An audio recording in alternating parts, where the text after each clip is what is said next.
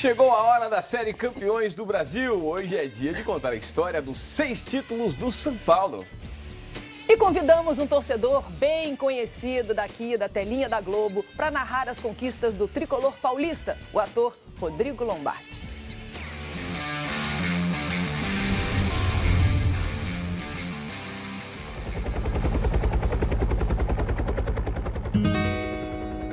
Um goleador nos céus.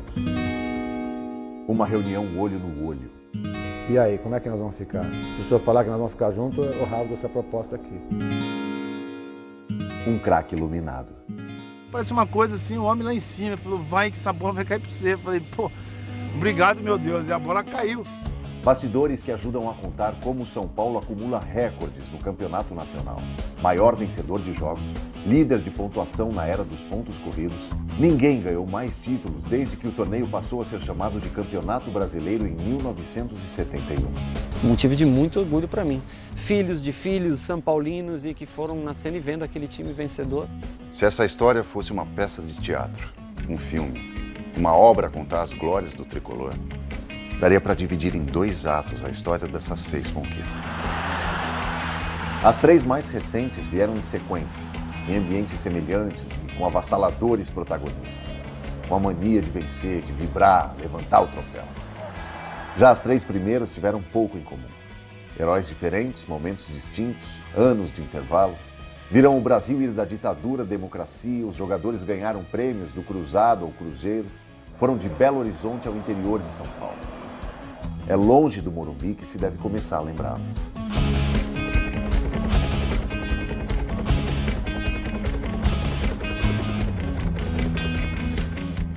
O maior artilheiro da história do São Paulo parece imaginar o que poderia ter feito em campo em outro dia chuvoso, mais de 35 anos atrás.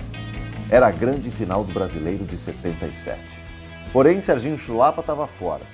Havia agredido um bandeirinha na 3ª fase do torneio e pego um ano de suspensão.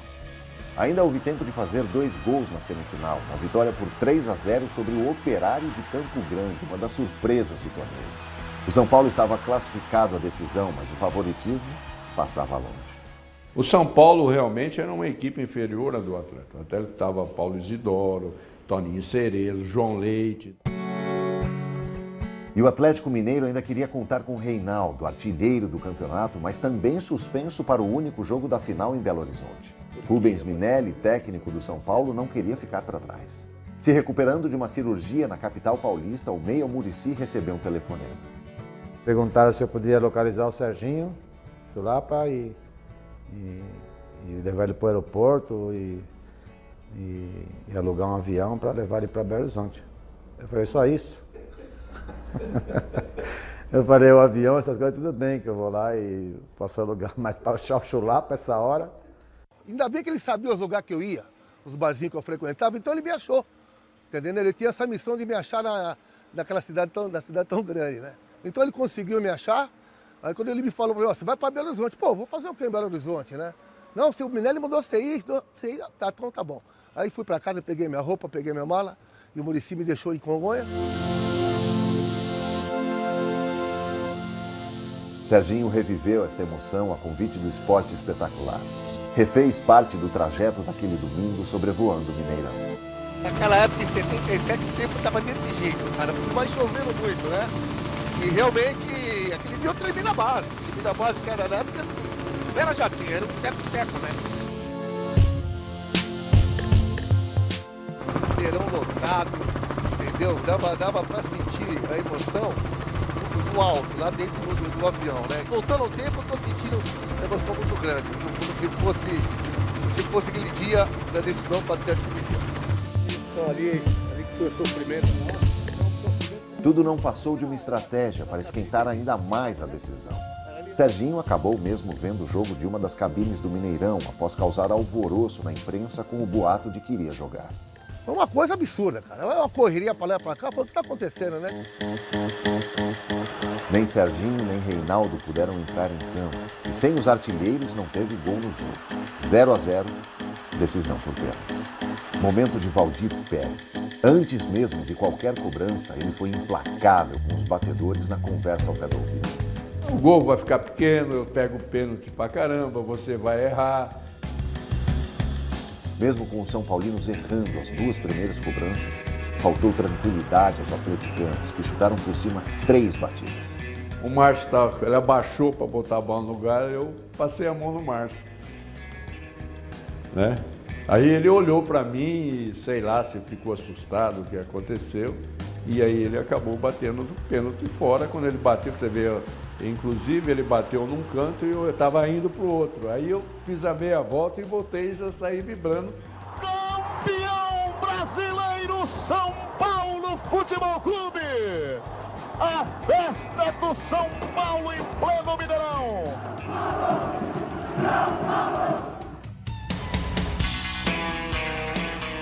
O Brasil mudava e o São Paulo também. Da eficiente disciplina do time de Minelli para a irreverência dos menudos do Morumbi. O apelido veio pela semelhança nos cabelos, típicos dos anos 80. Mas o grupo porto-riquenho e os craques do São Paulo tinham outros pontos em comum. Eram jovens, alegres e davam show.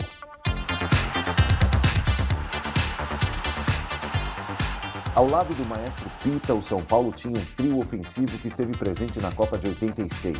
Silas, Miller e Careca. Artilheiro daquele Brasileirão, Careca foi decisivo no mata-mata.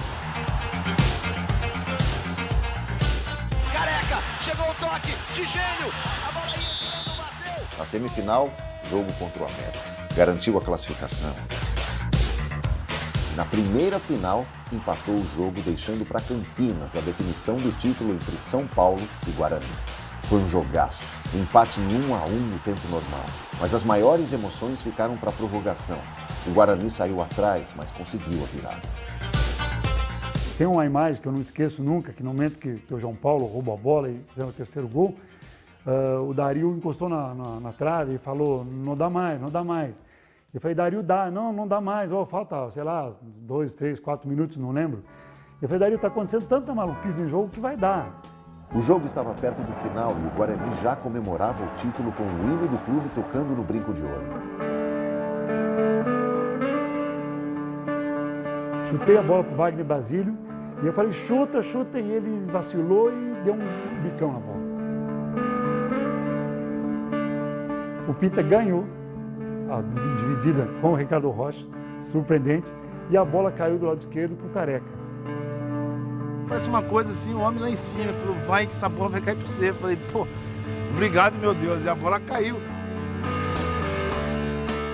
Caiu no pé da pessoa certa, na hora certa. O Careca deu um chute, acabou, saiu um míssil. Pega na cabeça do Sérgio Neri, né, que era o goleiro, jogava ele, bola, tudo para dentro do gol. Empate e agonia. E como 9 anos antes, outra vez a sorte do meu São Paulo na final passaria pela disputa de pênaltis. Primeira cobrança, acho que é o boiadeiro, o Marco Antônio, chutou e eu peguei. Festa, todo mundo. Aí o Careca foi bater.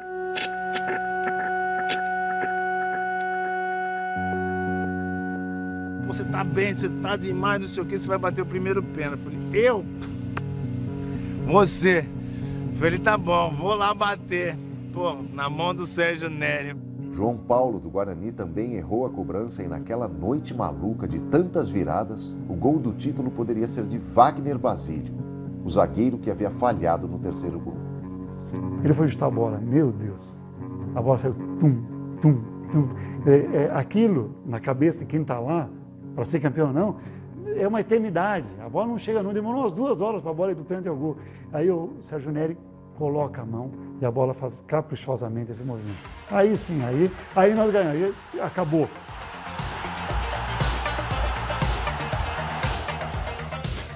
O final feliz para o São Paulo fez a festa seguir na estrada e na madrugada. A festa continuou aqui no Morumbi. Às 4h10 da manhã, chegou o ônibus da delegação do São Paulo. Ele teve alguns problemas lá em Campinas, mas os torcedores não arredaram o pé, não. Ficaram aqui esperando até a delegação chegar. Pouco mais de 60 quilômetros separam Campinas de Bragança Paulista. Mas o São Paulo levou 5 anos para fazer esse trajeto e lá voltar a ser campeão nacional. Era a formação de um time de Tele Santana.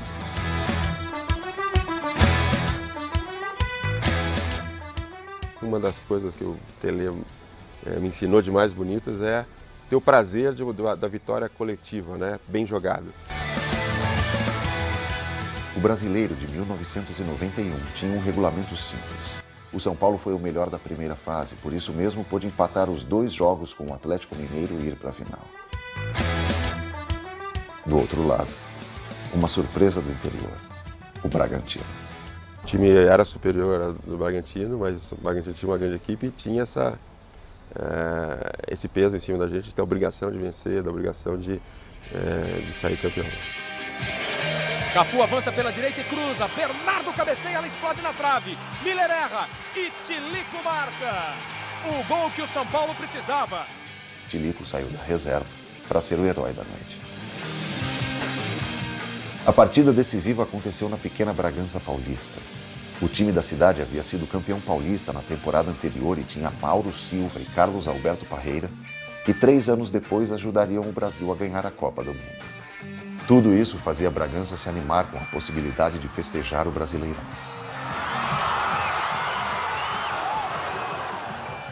Campeão em 86, Miller queria o bi. Tinha sofrido um estiramento durante a semana no treinamento e, quer dizer, não tinha chance nenhuma de jogar. Joguei praticamente com uma perna só, no Morumbi aqui em Bragança. Aí o seu Hélio, massagista, que era o nosso guru, né, na oportunidade, ele chegou no meu quarto, na concentração aqui em Atibaia, disse assim, olha, eu vou te dar uma infiltração na coxa para amenizar a dor para você entrar no campo e pelo menos conseguir jogar meia boca, né, como diz na gíria do jogador. O empate, mais uma vez, fez o São Paulo festejar fora de casa.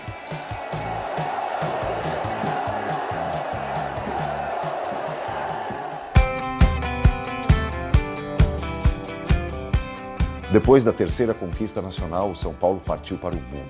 3 Libertadores, 3 Mundiais. Foi o cenário que Muricy encontrou quando chegou em 2006. Meu começo foi muito duro aqui, porque realmente, se olhar para as pessoas, os caras estavam realmente, como a gente fala no futebol, estavam impossíveis, todo mundo. Não é só jogador de futebol, comissão técnica, dirigente, todo mundo. Estava com um ar de que, eu sou campeão do mundo e ninguém me toca. Era natural que fosse difícil manter o nível de jogo de 2005, mas eu acho que nós conseguimos. Chegamos numa final de Copa Libertadores, infelizmente perdemos aquela final. E aí, sim, foi em meio a um momento decisivo do Campeonato Brasileiro. Foi quando nós viemos para o jogo do Cruzeiro e dali em diante o time acreditou que era possível ser campeão brasileiro. O fato que se você contar e não tiver provas do que aconteceu, as pessoas não vão acreditar que teu time perdia de 2-0 e o goleiro defende um pênalti e faz 2 gols. Os caras, se você contar isso para uma criança no futuro, vão dizer que era brincadeira. Se você não tiver registrado as imagens, não vão dizer que era uma coisa de verdade. Daí para frente, jamais a diferença para o segundo colocado foi menor do que 4 pontos. O que permitiu ao São Paulo buscar o título 2 rodadas antes do fim. Aí vem Souza para a cobrança, bateu direto pro gol, toque! Gol!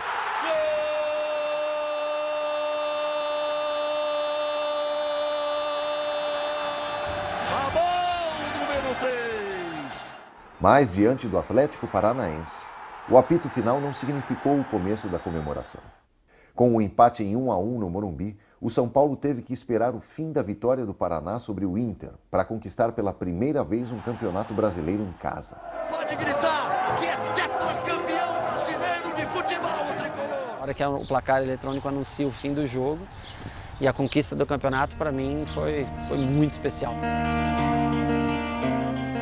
Estrutura, regularidade, elenco repleto de opções. Era bom ir ao Morumbi ver esse time. O São Paulo tinha um mapa para dominar o torneio como nenhuma outra equipe havia feito no Brasileiro de pontos corridos. Em 2007, o título foi conquistado ainda no mês de outubro, na vitória por 3-0 sobre o América do Rio Grande do Norte. Foi o torneio que nós ganhamos com mais tranquilidade. Nós ganhamos com 4 rodadas de antecedência, né? Passamos 28 dias aqui no CT fazendo rachão. A gente lembra até hoje que nós ficamos aqui um mês fazendo churrasco aqui no CT e o campeonato continuando ainda. Já era campeão há muito tempo atrás. As facilidades ficaram para trás em 2008. Na primeira rodada do segundo turno, a derrota para o líder Grêmio deixou o time 11 pontos atrás. Pressionado pelo mau desempenho no primeiro turno e pelas eliminações consecutivas diante de times brasileiros na Libertadores, Muricy se reuniu com o presidente do clube. Eu recebi uma proposta muito alta do Qatar, muito alta. Eu fui conversar com o Sr. Juvenal e fiz a pergunta para ele. E aí, como é que nós vamos ficar? Nós vamos ficar junto até o final do campeonato, né? Se o senhor falar que nós vamos ficar juntos, eu rasgo essa proposta aqui. Ou senão, pelo que está acontecendo aí, vocês me mandam embora, porque a gente não pode ficar dessa maneira. E aí ele disse, como sempre, bateu na mesa, falou que quem manda sou eu e você fica. Então peguei o papel e rasguei. Foi naquele brasileiro que Muricy teve que provar como faz valer o lema: aqui é trabalho, meu filho. Nas últimas 12 partidas, foram 10 vitórias e 2 empates. A arrancada poderia ser finalizada com o 3º título consecutivo conquistado no Morumbi. Bastava derrotar o Fluminense na penúltima rodada. A festa estava armada, mas o gol de Tartá logo no início do jogo estragou tudo. O empate de Borges pareceu pouco para quem já queria comemorar.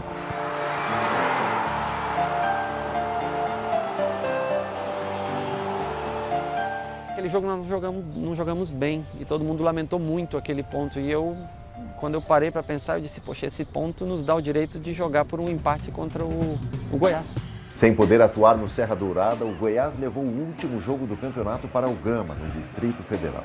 Foi em Brasília, na véspera da decisão, que o São Paulo soube que o árbitro havia mudado. Wagner Tardelli estava escalado, mas sob a alegação de que estaria numa lista de beneficiados com ingressos para shows que a cantora Madonna faria no Morumbi dias depois, foi substituído por Jailson de Freitas. Reuni eles no meio campo, comissão técnica no meio campo. Eu só posso falar uma coisa para vocês. Não importa o que esses caras estão fazendo, eles podem trocar de juiz, podem fazer 1000 coisas. Nós vamos ser campeão de qualquer jeito, nós vamos ser campeão na marra, nós vamos ser campeão aqui. Não tem como a gente perder isso. Não houve chance mesmo. Borges, artilheiro do São Paulo no campeonato, fez o último de seus 16 gols um pouquinho adiantado, mas não quis saber. Correu para comemorar o 1-0 com a certeza de que o São Paulo estava na história. Eu acho que esse tricampeonato brasileiro serviu para colocar o São Paulo num patamar mais alto. E eu tive a oportunidade, claro, de erguer os 3 campeonatos como capitão daquela equipe. Motivo de muito orgulho para mim. E esse talvez seja o maior legado que a gente deixa, né? Milhões e milhões de torcedores que vieram agregando filhos de filhos são paulinos e que foram nascendo e vendo aquele time vencedor. 6 títulos, memórias, heróis e histórias a fazer com que o São Paulino bata no peito. Vibre, se orgulhe e lá do alto se sinta o soberano do Brasil.